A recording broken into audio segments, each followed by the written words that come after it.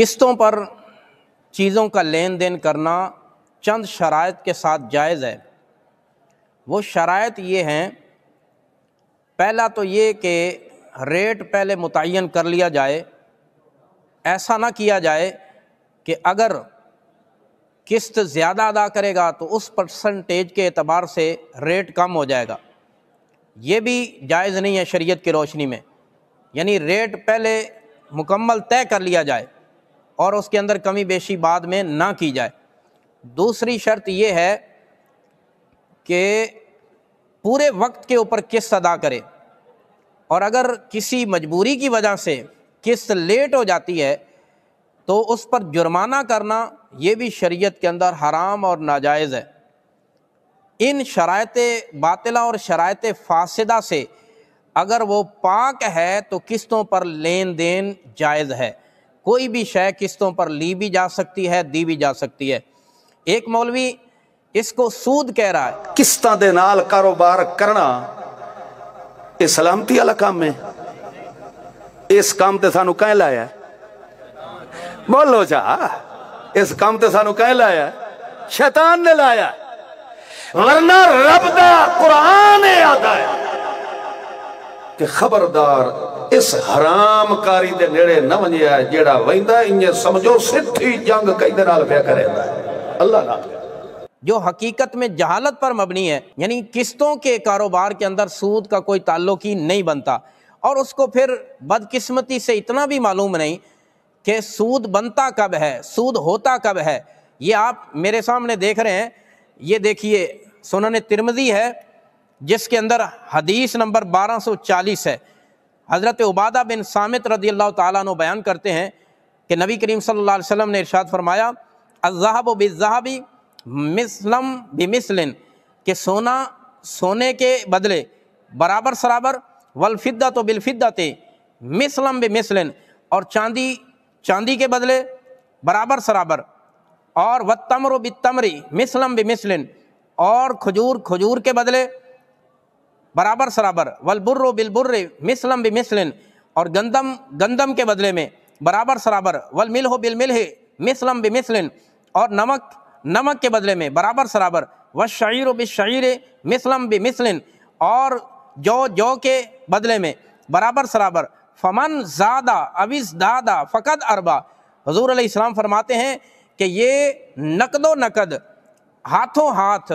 اور برابر سرابر ان کا معاملہ کرنا جائز ہے۔ جس نے اس پہ زیادتی کی یا زیادتی کا مطالبہ کیا فقد اربا، تحقیق وہ سود ہے۔ یعنی اب اس حدیث سے پتہ یہ چلا کہ سود کب بنتا ہے۔ سود کی علت یہ ہے جنس مع القدر،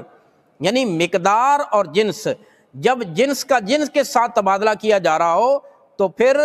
نقد و نقد ہونا چاہیے اور مقدار بھی برابر سرابر ہونی چاہیے۔ اگر مقدار میں کمی بیشی ہوگی تو یہ سود بن جائے گا، یا ادھار دیا جائے گا تو اس صورت میں یہ سود بنے گا۔ باقی اشیاء کو بھی اسی پر قیاس کرتے ہوئے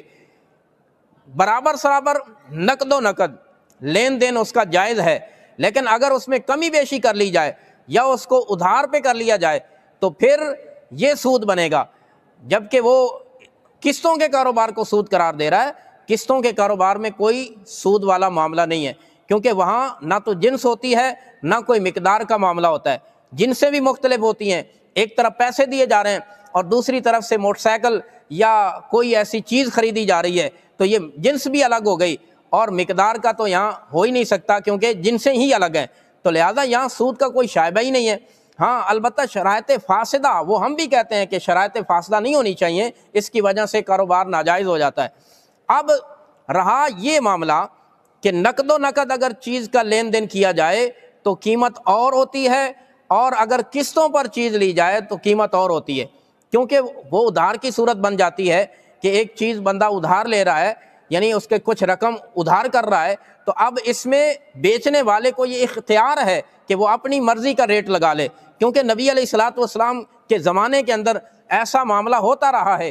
کہ بیچنے والوں نے ریٹ بڑھا دیے، اور کچھ صحابہ اکرام حضور علیہ السلام کی بارگاہ میں حاضر ہوئے۔ یہ میرے سامنے صحیح مسلم ہے،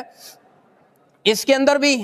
اور یہ میرے سامنے سنن ابی داؤد ہے، اس کے اندر بھی، یہ حدیث مبارکہ 3450 ہے اور 3451 ہے۔ اس کے اندر ایک روایت حضرت ابو ہریرہ رضی اللہ تعالیٰ عنہ سے مروی ہے کہ ایک شخص حضور علیہ السلام کے پاس حاضر ہوا اور عرض کرنے لگا یا رسول اللہ چیزوں کے بھاؤ بہت بڑھ چکے ہیں، فقالا تو سعر ہمارے لیے چیزوں کے بھاؤ متعین کر دیں۔ تو نبی علیہ السلام نے فرمایا میں اللہ سے دعا کرتا ہوں۔ ثم جاء رجل، پھر ایک اور آدمی آیا، عرض کی یا رسول اللہ مہنگائی بہت ہو چکی ہے، چیزوں کے بھاؤ بڑھا دیے گئے۔ تو حضور علیہ السلام نے ارشاد فرمایا کہ یہ اللہ ہی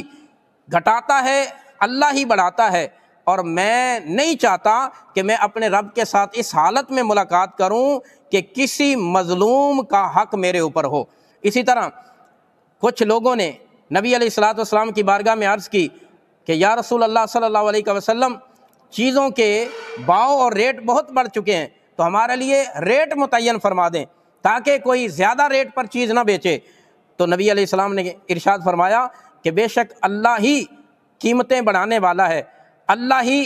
جو ہے کشادگی فرمانے والا ہے، اللہ ہی تنگی فرمانے والا ہے، اللہ ہی رزاق ہے یعنی رزق دینے والا ہے، اور میں نہیں چاہتا کہ میں رب کے دربار میں رب کے ساتھ اس حالت میں ملاقات کروں کہ کسی مظلوم کا خون اور نہ ہی اس کے مال کا مجھے حساب دینا پڑے۔ تو مطلب یہ نکلا کہ حضور علیہ السلام نے چیزوں کے جو ریٹ ہیں یہ بائع اور مشتری، خریدنے والے اور فروخت کرنے والے کے درمیان چھوڑ دیے ہیں، جہاں پر وہ دونوں آپس میں مل کر طے کر لیں اور جہاں پر ان کی رضامندی ہو جائے اسی کے حساب سے وہ چیز لین دین کرنا ان کے لیے جائز ہے۔ یعنی شریعت مطہرہ نے بھی یہ پابندی نہیں لگائی کہ اگر نقد ہو تو اتنا ریٹ ہونا چاہیے اور ادھار ہو تو اتنا ریٹ ہونا چاہیے۔ یہ ریٹ متعین کرنا اور قیمت متعین کرنا اور بھاؤ متعین کرنا اور مشتری کے درمیان رسول اللہ نے چھوڑ دیا ہے، اور ان کو پورا اختیار دیا ہے کہ وہ جہاں پر اپنی رضامندی اور جہاں پر وہ طے کر لیں وہی ان کے لیے ریٹ ہے۔ اس کی شریعت میں کوئی تنگی نہیں ہے کہ وہ اتنا ریٹ رکھیں، کم رکھیں یا زیادہ رکھیں یا برابر سرابر رکھیں، یہ انہی دونوں پر آپس کا باہمی معاملہ ہے اور انہی پر موقوف ہے جتنا وہ کرنا چاہیں۔ لہٰذا اگر قسطوں کی شکل میں وہ کہتا ہے کہ اگر آپ نے قسطیں 1 سال میں ادا کرنی ہیں تو اس کا ریٹ وہ بڑھا کر شروع میں ہی طے کر لے کہ نقد میں اگر 1000 روپے کی ہے تو قسطوں کی صورت میں آپ کو یہ 1500 کی پڑے گی، تو وہ اینڈ تک ریٹ وہی رکھا جائے، اس میں تبدیلی نہ کی جائے، اور قسط لیٹ ہونے پر اس پہ جرمانہ نہ کیا جائے کہ یہ جائز ہے، یا قسط زیادہ ادا کرنے کی صورت میں اس کے ریٹ میں کمی نہ کی جائے۔ یہ شرائط فاسدہ ہے، یہ ممنوع شرائط ہیں، یہ نہ ہوں تو پھر قسطوں کا کاروبار بالکل بے شک جائز ہے اور اس میں کوئی سود والا معاملہ بھی نہیں ہے۔